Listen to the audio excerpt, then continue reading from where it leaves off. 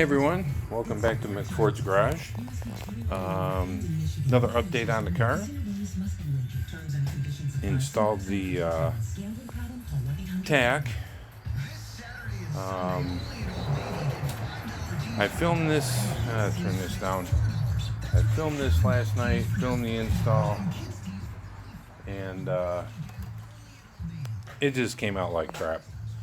Trying to get down under the dash with my phone and me and show it, just didn't come out well. Phone stopped filming a couple times, so it's all in, it's installed. Just going to give a quick overview. Don't know how much you're going to actually be able to see very well, but we're going to give it a shot. So here we go, and then after the tach, we got another surprise.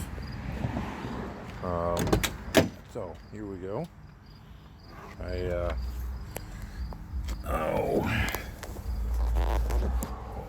So here's the tach, all set up. Sun Super Tach II. Unfortunately, these are made in Japan now. Not Japan, but made in China.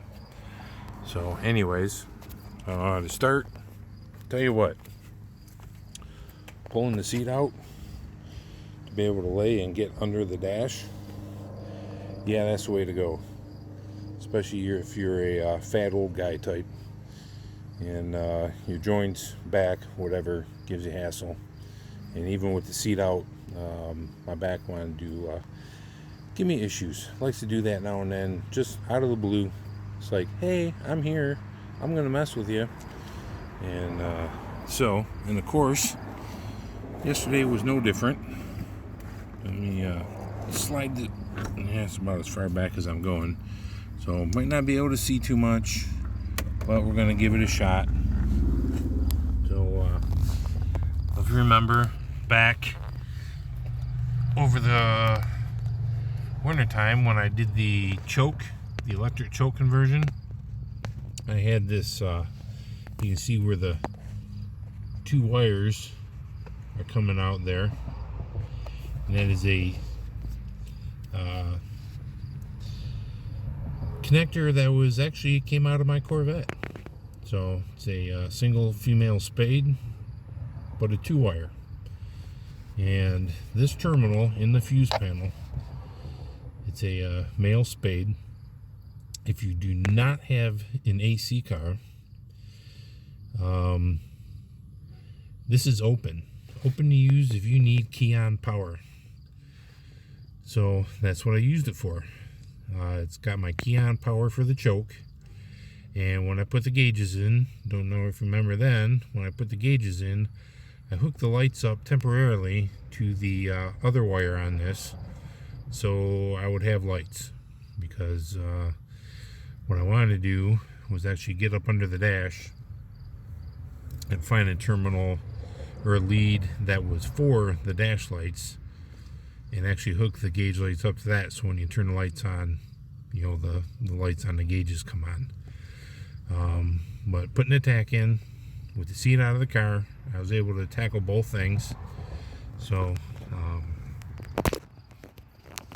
took and ran the wire out of the back, ran it down through here, ran the wire down through the dash, and might be able to see up there, maybe not, but that's where all the 4 wires are. They come out on the other side of the courtesy light.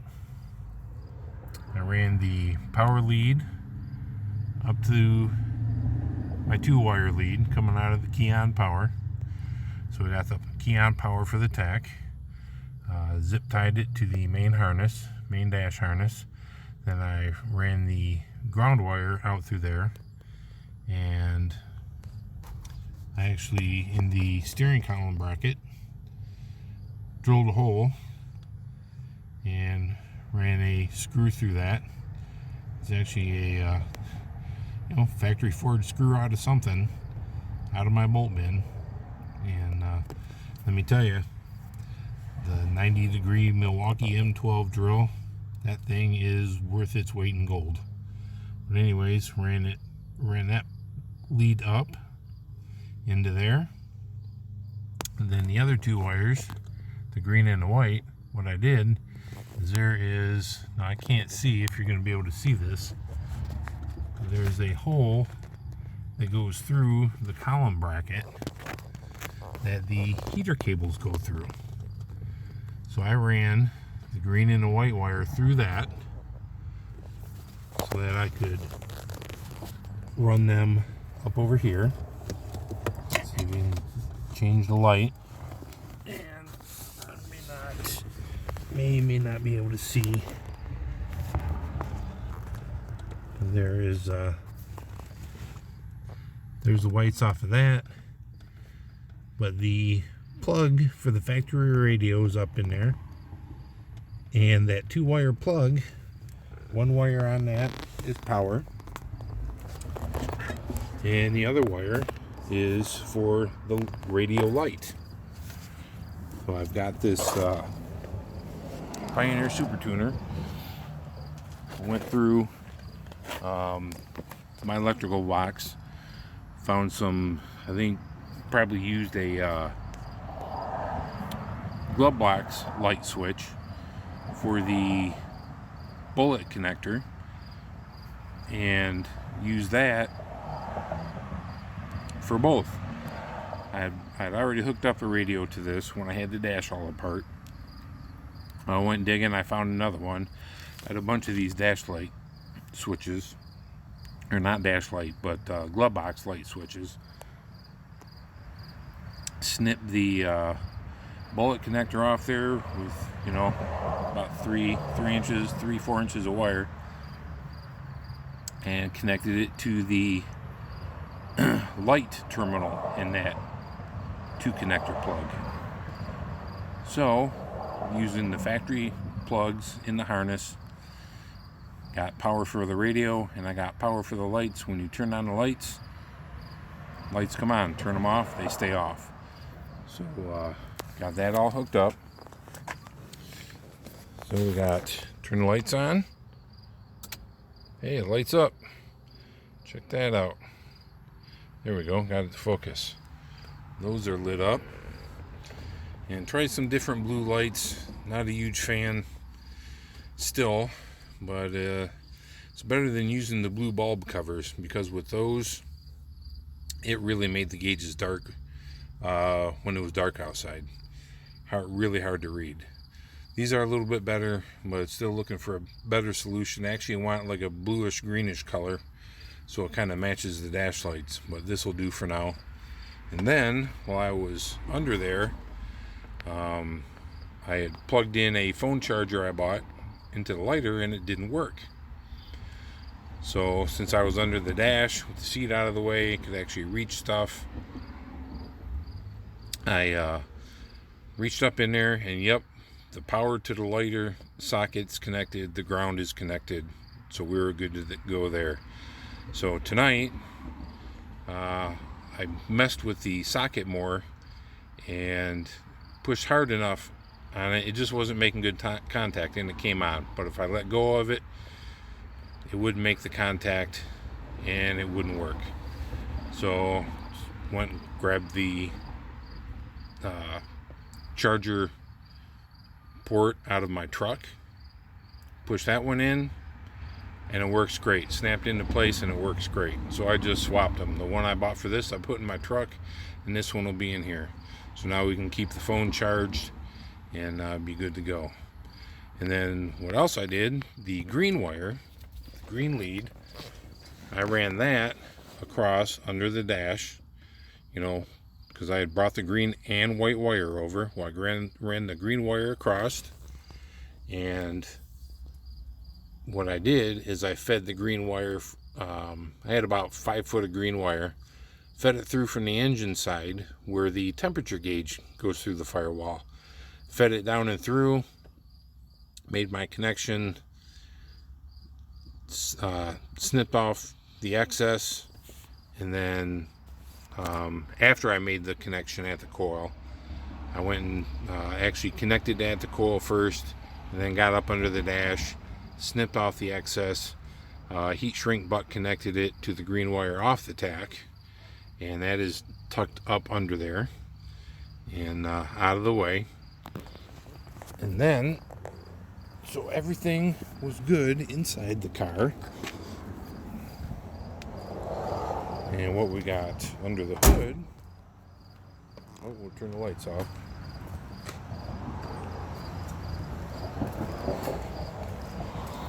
So what we did under the hood, you can see there are the green wires coming out of the firewall with the temp sensor, and I ran it down right along the valve cover with the temp sensor, and connected up with the coil, and I've got it tied to the temperature gauge lead with some tiny zip ties. And then what I'm going to do is, on the driver's side, there are these tabs that they use for the engine harness, the engine control harness. These tabs, and you can kind of see it right there. This is connected to this tab, but there's a tab and it goes underneath the valve cover bolt. And last time I was at the junkyard, I grabbed a couple off the Cougar that I was pulling parts off of, so that on the passenger side I can do the same thing and attach the temperature and tach lead to those tabs, and to kind of hold them neatly in place. Factory has some really cool, just little detail stuff kind of like that comes in really handy when you want to do something nice and neat. You don't have to go out and buy anything fancy. All you gotta do is go and look around and go, man, you know what, that would work pretty good. So that's a money saving tip, because I'll tell you what, all that little stuff like that, you all go up with a handful of little stuff, the tabs, screws, like dash interior screws, all that kind of stuff. You go up with a handful of that, and you know what they do? Majority of the time, they just go, get out of here, and let you take this stuff. They don't charge you for it. And that stuff is like worth its weight in gold, original bolts. So anyways, getting off topic. So that's all hooked up. So now we have a tach that works. Now the other surprise is, I didn't really want to go out to Woodward hoodless. Come on. It's not like I'm trying to show something off. It's not all pretty and beautiful and detailed out. But I just didn't want to go out there hoodless. And the fact, the original, well, not the original hood, the hood that was on the car, the framework was just roached and really rusty. And the shop that it was at, when they went to put the hood down, the hinges had been up for a while, and out in the weather in Florida, hadn't been lubed up. Well, they went with the framework being rusted and the hinges being super stiff. I bent the hood right in front of the hinge. Of course, the framework is rotted, so that didn't help. So pretty much the hood's roached. It's good for the scoop portion, or if I had a good 72 standard hood, I would actually attempt to fix this by cutting out sections of the framework, welding them in where it's rusted on the original hood, and fixing it. But anyways, I decided, you know what, we're going to pull the hood out, we're going to clean it up, and we're going to stick it on the car and see how it goes. So, because the sandblaster not getting the hood done this week, they still don't have their material in, so we're not looking until at least next week to get it blasted and get over to paint. So what do? Pulled this out from behind the garage, brought it out, scrubbed it down, got all the tree ick that was on it, and got it put on. So, and of course, I mean, you can look here, you can see, and this is the good side. You can see how it's roached right here in front of the hinge. We're going to walk over and show you the passenger side, which is the really, really bad side. Because, yeah, you can see how the hood's bent. Now, I didn't do this. The hood was already bent. And amazingly, I had actually straightened this out before I put the hood on the car. And just the weight of the hood is what bent this back. But you can see how roached this is right there. I mean, it's freaking gone. But you know what? It'll do. I mean, it's even rotted up here too. But if I had a good 72 hood, I could cut this way back here,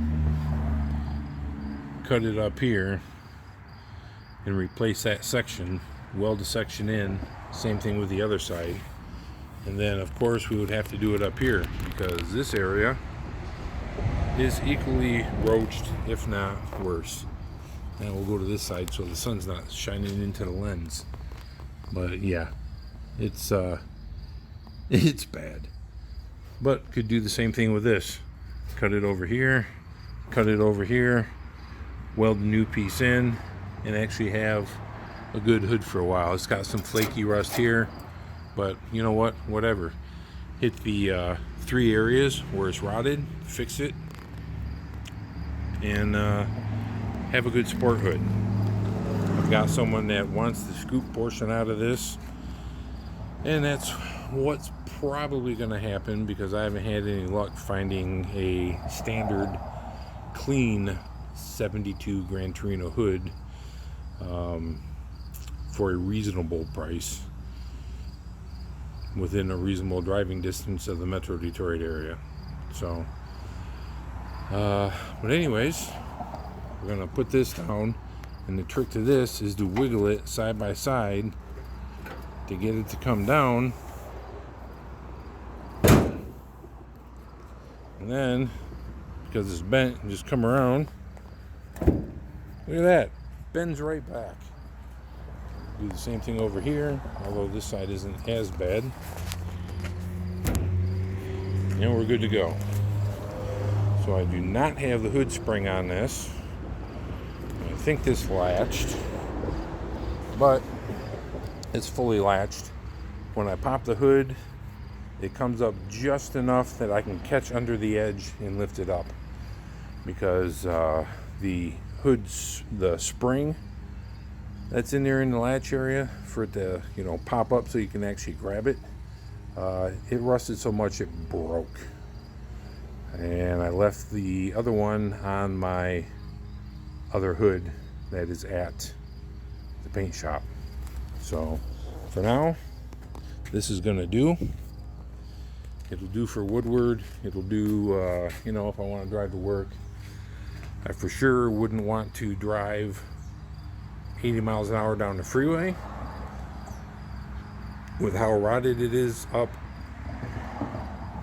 at the bar for the safety catch. But there is enough metal there that it won't fly up if the rest of it breaks loose. But it'll definitely cause, it'll come up enough to definitely cause an accident in the pants. So that's what we got going on. I will be at Woodward tomorrow morning. I'm gonna go out there early, pick up the girlfriend. Gonna do a cruise all the way from 8 Mile up to Pontiac, back around down to Mustang Alley, and go walk Mustang Alley, find my cousin Rob, and chat with him because he'll be down there with his Mustang, and go visit with him because he doesn't live in the area anymore, and